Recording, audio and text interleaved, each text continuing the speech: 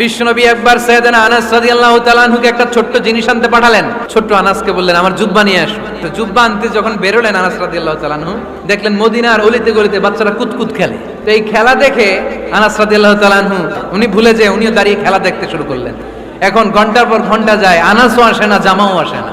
বিশ্বনবী ভাবলেন হায় রে, আনাস মনে হয় ভুলে গিয়েছে, কি আর করা, যাই নিজের জামা নিজেই নিয়ে আসি। বিশ্বনবী বের হলেন জামা আনতে, বের হয়েই দেখে মদিনার গলিতে বাচ্চারা খেলতেছে, ওইদিকে আনাস রাদিয়াল্লাহু আনহু দাঁড়ানো।